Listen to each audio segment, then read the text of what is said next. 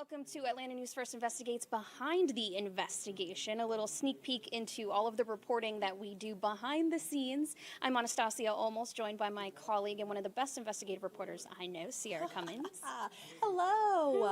Okay, What a great introduction. I mean, I could keep going. Do you have a personal life? Because it seems like all you do is do great investigations. This is my life.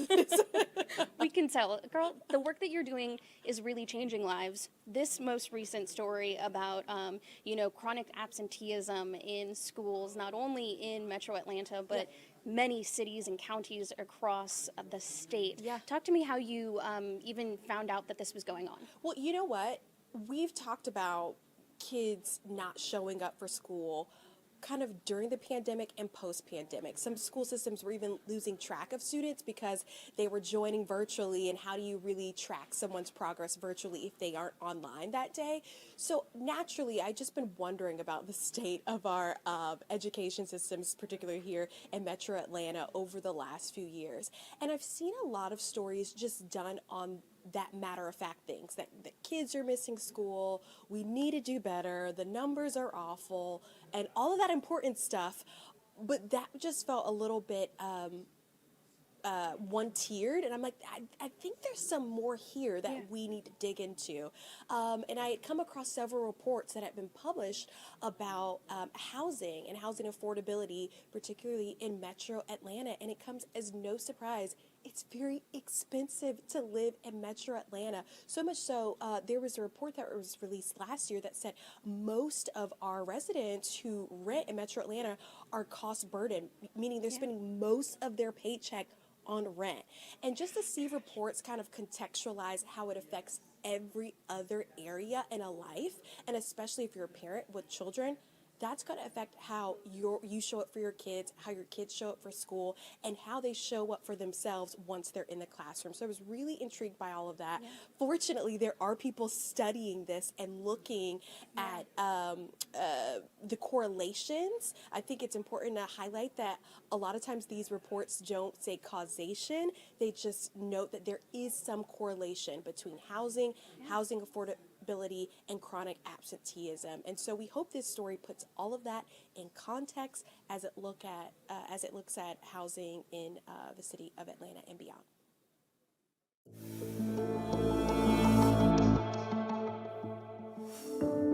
The motel off Powers Ferry Place was home for Jasmine Burse and her 4 kids. A room that has 1 bed, so I have to decide if my kids are gonna sleep in the bed or if I'm gonna sleep in the bed. She did her best. I cried a lot. To make ends meet after moving to Atlanta 3 years ago. My thoughts were ensure that I can cover the cost of the hotel, ensure that I can cover the 3 meals for today, and ensure that I can cover the gas because my source of income at that time was driving for Lyft. As her focus shifted to food and daily motel costs, school became less of a priority. Out of the school year, I believe they attended maybe 3 months out of the entire school year. 3 months? Yes, out of the entire school year. Her kids are enrolled in the Atlanta public school system, where 19,000 students were chronically absent in 2023, missing more than 15 days. Atlanta News First Investigates analyzed state data which revealed APS saw the highest rate of chronic absenteeism in the metro at 35%. DeKalb, Clayton, and Henry County schools nearly 30%. Although the problem is far from new, education experts warn chronic absenteeism post-pandemic is exacerbated by an affordable housing crisis, like here in Georgia, where a minimum wage worker would need to work as many as 3.5 full-time jobs just to afford fair market rent. Jasmine could not afford an apartment, meaning her kids were a part of the nearly 1,900 APS students needing homes. Federal research released this year revealed children with an experience of homelessness from low-income families show worse academic and social engagement problems. What do you need help with? Jasmine says she knows it firsthand. Her oldest kids were no longer on the honor roll. Her youngest elementary kids struggled to read. They're not at the reading level they should be, and it all goes back to being housing insecure. Correct, because their foundation is in the kindergarten and pre-K era, and because I didn't have the time or I didn't have the energy to sit and read with them as I should because I was focusing on providing, that lack was there for them. Parents do the best they can with what they have.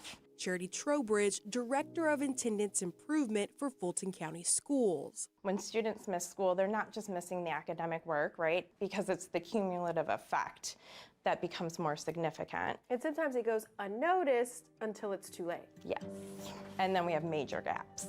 Once the district saw some of its highest numbers of kids chronically missing class, That was our indicator of, okay, this is an absenteeism issue that we really need to dig further into to understand so that we can better address it. her office began individualized student plans with wraparound services like housing resources to tutoring. They focus on kids showing some issues with attendance Doing locate, assess, connect. long before the problems become excessive. In the last 3 years, Fulton's chronically absent rate dropped from 37.9% to 22%. For families like Jasmine's, attendance improved when housing did too. I'm so grateful. Grateful for groups like Frontline Housing. We do a lot of outreach, so we'll print out flyers and go hand them out at hotels. I'll go ahead and send that. Program Director Sierra Showers and Director Mary Grace King So this is the children's room. helped Jasmine move into this Marietta apartment, all made possible through their grant-funded Motel to Home initiative. Housing, it is a basic need. It's just as important as eating. Just to see how much families really can grow and change if you give them the resources and are willing to work with them. It's just really heartwarming.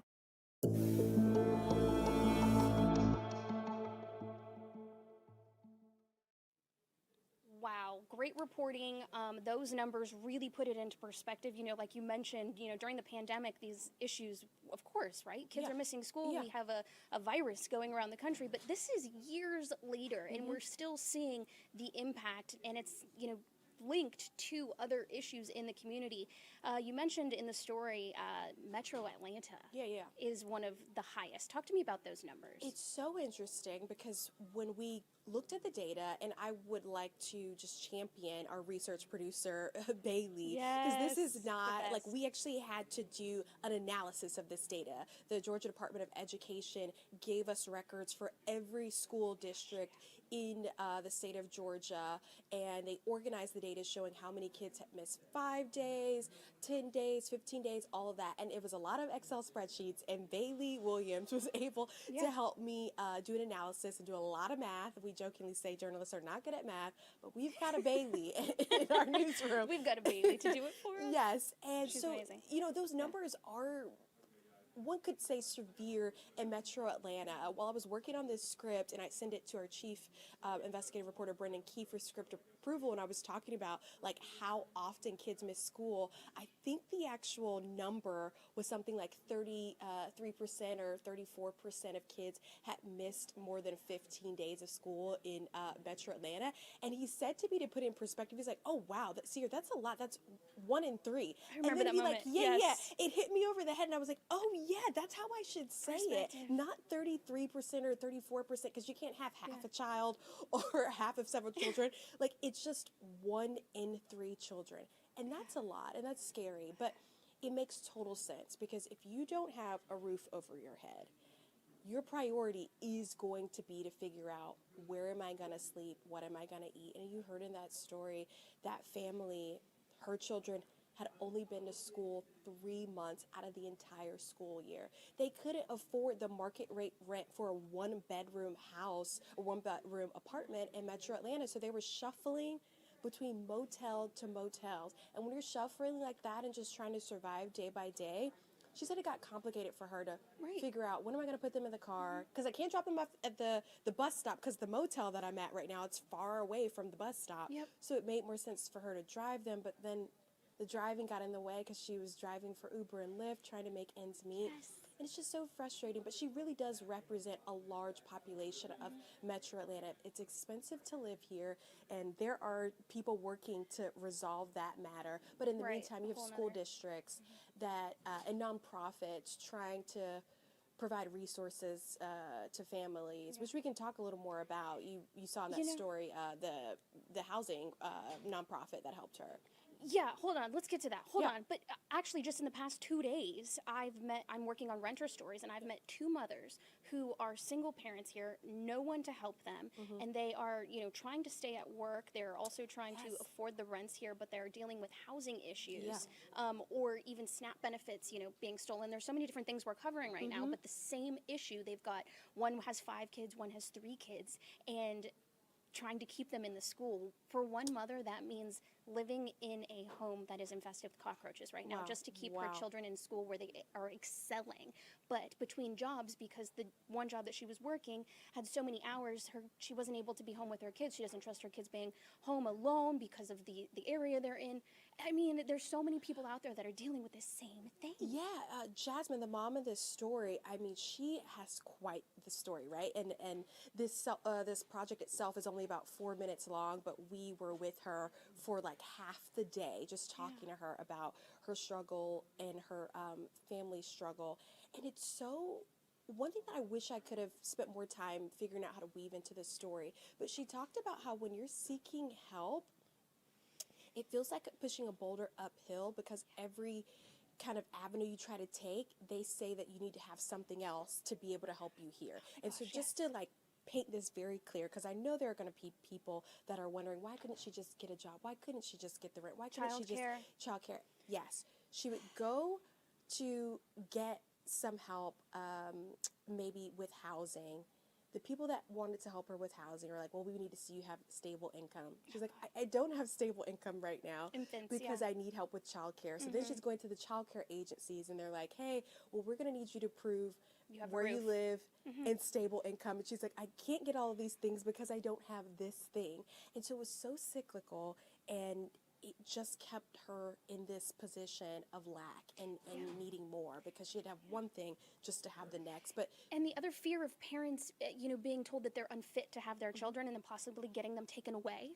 Yeah, that can be really frustrating, and it's actually why I wanted to do this story. My self-assigned beat is child welfare, and so I was really interested to see like how many cases get reported to Georgia's child welfare system, the Division of Family and Children Services, and we end up like leaving some of that data out because, much to my surprise, a lot of these cases don't get reported to the state's child welfare system unless the district suspects harm. And maybe that's post-pandemic, maybe that's just progress happening in our community, and people want to be empathetic. But you saw all of these numbers. There are a lot of instances of families not having their kids in school for more than 15 days.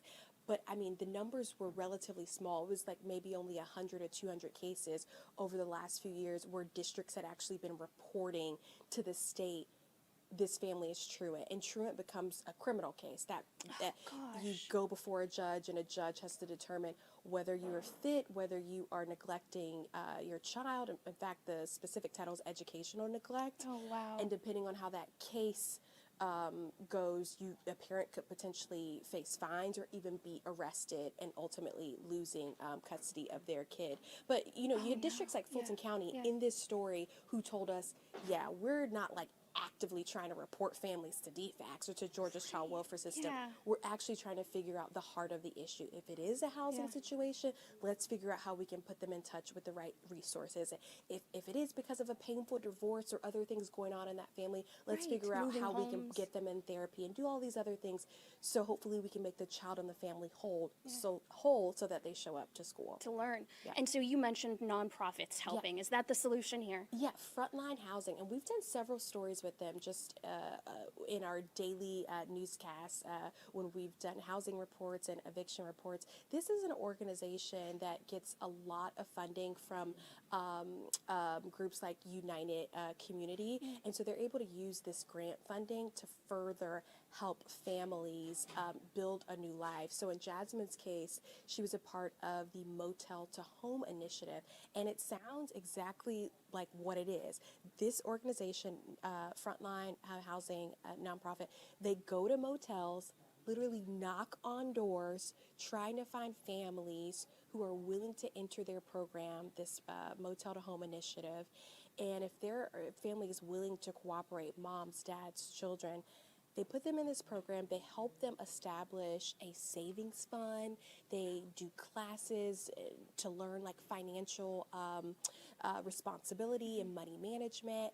And also Frontline Housing is able to use some of the grant money they receive from bigger organizations to then put those families up in apartments. And so Jasmine was able to benefit and join that program provided by Frontline Housing. And she credits them for being able to turn the tide in her children's life, actually, multiple children, because the way she tells the story, her elder kids were on honor roll at one point. Her younger kids were doing really well, and then the housing situation happens, and they're unfortunately living in motels. The older kids fall off honor roll. The younger kids don't really know how to read, and it's that trickle-down effect. When she got stability through her housing, she witnessed her kids grow academically, and so she really credits groups like Frontline Housing, and the links to their page, and if you want to assist in some of the work they do, it is on atlantanewsfirst.com. Yes, and the one mother I was just talking about too, she mentioned she got into her housing from the streets through that program. Wow. Because she was staying in phenomenal. hotels and then got into housing. And that's one thing about the reporting that we do is that we're always trying to give solutions and always trying to connect all the issues, but it's never done, right? Right, never done. There's still so much to be told here, and we're going to, of course, keep following the impact of this nonprofit and the education. We know these numbers are so underreported, so you'll stay on it for us. We will. All right, thanks so much for listening in or watching the Behind the Investigation here. You can send us an email on our tip line on our website, atlantanewsfirst.com, and be sure to listen to all of our other podcasts. You can catch us on YouTube or wherever you stream your podcasts. Thanks for watching.